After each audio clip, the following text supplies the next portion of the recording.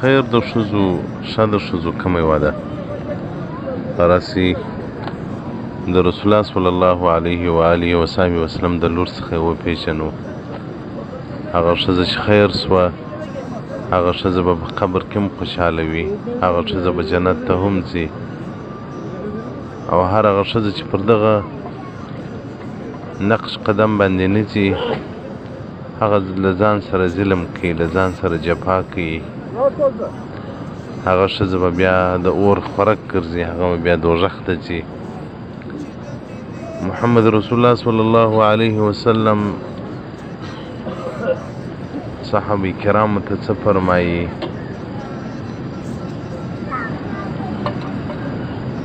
رسول الله صلی الله علیه وسلم څه ورته وایي؟ ما خیر للنساء، چش خیر د ښځو لره. یا بل روایت کې دی راځي چې کمې دي خیر د ښځو، ښې ښځې کمې دي. یوه صحابي به دا تعریف وکړي، بیان یې وکړي چې خیر د ښځو هغه ده چې د خاوند خدمت کوي، د خواښ خدمت کوي، د کور خدمت کوي. رسول الله صلی الله علیه وسلم ورته وویل دغه ښه کارونه دي. نه، خیر د ښځو کومه یوه ده چې هغه داسې عمل د ښځې دپاره چې دا په ځان کې راولي نو دا نیکه سوه، دا فرهزګاره سوله، دا عابده سوله، له متقینو څخه سوله. الله به حساب نه ورسره کوي، جنت ته به بې حسابه ځي او الله به رحم ورباندې کوي، اولادونه بیا صالحان و نیکان راځي. هغه ښځه کومه یوه ده؟ بل صحابي بول یا رسول الله هغه ښځه خیر ده چې ولور یې کم وي. رسول الله صلی الله علیه وسلم ورته وویل دا خو صحیح خبره ده چې ولور یې کم وي، هغه ښځه خیر ده. نه، خیر د ښځو راوښایست. بل صحابي بیا دا ورته وایي چې ډېر تلاوت کوي، ډېر لمونځونه کوي. بیا به رسول الله صلی الله علیه وسلم خیر د ښځو راوښایستم. سوال مې کړی دی، جواب یې راکړ. علي رضی الله تعالی عنه فرمایي وایي زه پوه شولم چې موږ نه به پوهېږو. وایي داسې به غلي ووتلم، کور ته ولاړم. فاطمې رضی الله تعالی عنها ته مې وویل چې ستا پلار سوال کړی دی، جواب غواړي له صحابه کرامو څخه. هر یو صحابي جواب ورکړي، هغه د ده د سوال جواب نه وي. فاطمې رضی الله تعالی عنها ورته څنګه خبره یې کړې ده، څنګه سوال یې کړی دی؟ خیر د ښځو کومه ده، یا ښځو ته کوم شی خیر دی؟ فاطمه رضی الله تعالی عنها څه ورته وایي؟ ان لا يرين الرجال ولا يرونهن. خیر د ښځو هغه ده نه چې دا نارینه نه وویني او نه نارینه دا وویني.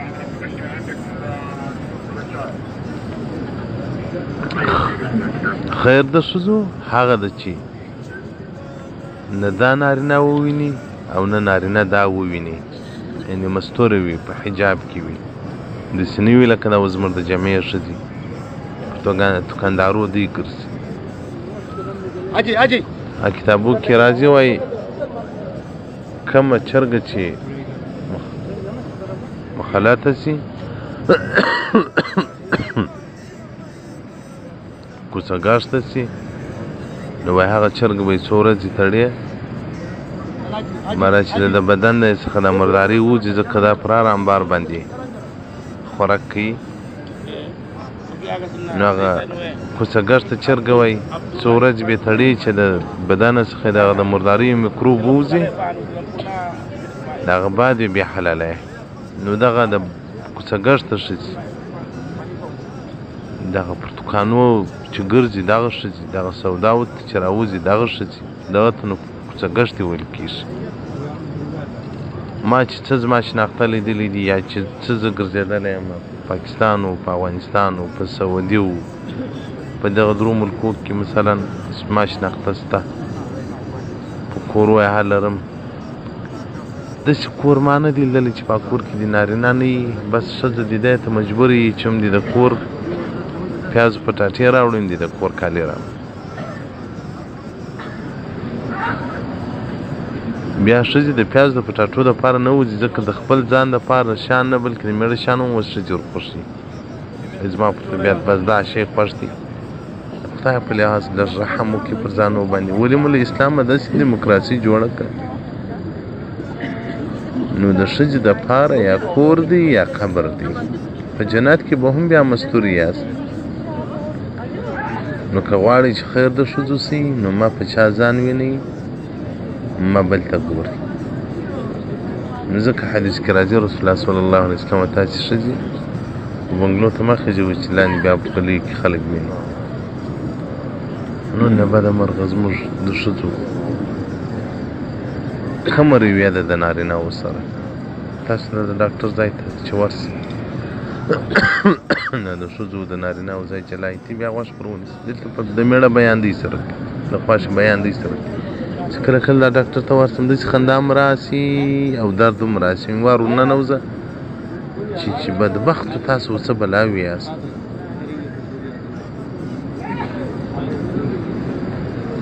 نو محترمینو اوس هغه دور دی چې له ښځو څخه ښځې پټول پر موږ باندې لازم دي. کتابو کې راځي وایي د فساقو په جارو بدو ښځو څخه باید نیکانې ښځې پټې کړي. اوس هغه دور والله لازم راغلی. سړی به خپله معاینه و لور له ښځو راګوري. نو خیر د ښځو هغه ده چې نه بل څوک وویني او نه دا بل څوک وویني. ښځه چې ځي باید ښه بغره یې کړي، چادرې یې کړي چې پکې د دې مخ ټوله پټ وي او مزینه نه وي. قرآن کې راځي الله جل جلاله وایي تاسو د جاهلیت د زمانې د کفر د زمانې لباس مه کوئ، هغه عادات مه کوئ. لا تبرج نه تبرج الجاهلیه. علما کرام وایي دا جاهلانو د کفر د زمانې په زمانه کې چې به ښځې راوتې ښایسته لباس پې کوه، بیا به کوڅې ته راوتې، بیا به د همسایه کره کړي، بیا به یو خوا ته وتلې. نن زموږ پښتانه علی العموم ما سوا له بعضو کورو څخه ټول دغسې سوي دي چې مېړه کالي ورته راوړي ښځې ته د اغوستلو دپاره، ځان دپاره یې ورته راوړي چې ما ته ځان ښایسته کوه. دا چې د باندې ووځي وایي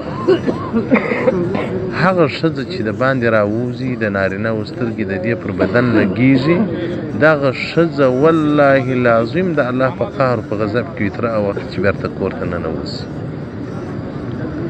ګوره موت چې ورته الله جل جلاله په قهر کې ځان داخلوي. ولې دی کوي محترمینو؟ د خدای څخه وبېرېږي. قبر نه لري، مرۍ نه، قبر کې هېڅ شی ګټه نه درته کوي. محترمینو دغه څو شپې ژوند یې که د 30 کاله و که د 40 کاله و دا په طاعت او په عبادت کې تېر کړي. زموږ زمانې اوس ښځې چې دي نیمه ورځ په بازارو کې تېره کړي، ماښام بیا په ټلیفون اخته وي. عبادت څه سو؟ رب څه سو؟ د رب بندګي څه سوه؟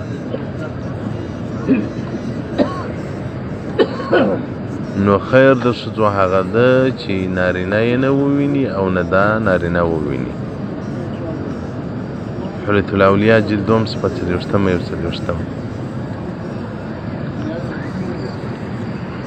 نو محترمینو ورونو خپلې معاینې مو خیر د ښځو کړي او محترمینو خوندو خپل ځانونه خیر د ښځو جوړ کړي. که خیر د ښځو سولاست جنت ته به ولاړې سي.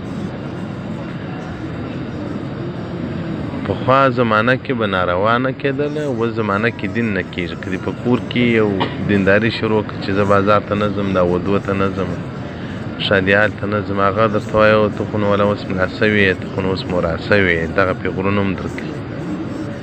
محترمینو جنت ته ورتلل دا هم پیغورونه غواړي، هم به تکالیف پر ځان ګالي، هم به پیغورونه پر ځان ګالي، هم به قسم قسم خبرې ګالي، خو جنت ته به ځان رسوي. اوس انسانان نیک ښه کارونه نشي کولی د نورو خلکو په وجه باندې هغه پیغور ورکوي. ته نو اوس څنګه بې ځایه سپګرت کوي؟ نو دا ښځې چې بازارو ته ځي یا دا شادي حال ته ځي، ودو ته ځي، کوزدو ته ځي او هلته نارینه وویني، دوی نارینه وویني، دغه ښځې خپل ځان خپله د دوزخ کندې ته ور اچي، د دوزخ و کندې ته ځان ورغورځي. الله جل جلاله دې زموږ په ښځو رحم وکړي، الله دې د نیکو لارې هدایت ورته وکړي. دغسې زموږ جنس دی انسانیت کې سره ګډ یو، په اسلام کې سره ګډ یو. ښځه د جامعې مور ده، د جامعې خور ده، ښځه د جامعې عزت دی، ښځه د مؤمن سره په ډېرو شیانو کې مشترک ژوند لري، خو نه بعد چې زموږ خویندې بیا په دوزخ کې ګرځي. ډېر د افسوس ځای دی محترمینو چې رسول الله صلی الله علیه وسلم بارک وایي په سلو کې به 98 دوزخ ته ځي، 2 به جنت ته ځي. نو هغه دا حالات رسول الله صلی الله علیه وسلم ته ورمعلومېدل. نو که څوک غواړي چې جنت ته دې ولاړه شي، هغه تاسې پوښتنه وکړي به د خپل کور کې ښځو ته وایي چې دوزخ مو خوښ دی که مو جنت خوښ دی. که دې ویلیا جنت مو خوښ دی نو ورته بیا د جنت کارونه شروع کړي، او که دې دوزخ مو خوښ دی نو بیا خو میلې او منظرې دې کوي. داسې مې لا هم لیدلي دي په حج کې. زما جاڼي بیا راته ویل هغه جاڼۍ لور و مژور دا راغلي وو، بیا څو ورځې په دوبۍ کې پاتې سوي، هلته شاپینګونه یې کول، پیشنونه یې کول، بیا چې تللي وو هلته یې سروزونه اورېدلو، هلته ډېر ستړي شو، اوس به نو څه استراحت وکړو. سبحان الله سبحان الله، څومره غفلت دی. نن انسانان په جرم او په ناروا کې استراحت ته ځان پیدا کوي، او استراحت په دین کې دی. ستړی شوې 2 رکعته لمونځ وکړه، ښه اودس ورته وکړه، ښه دعا وکړه، درود ووایه، الله جل جلاله به استراحت درکړي.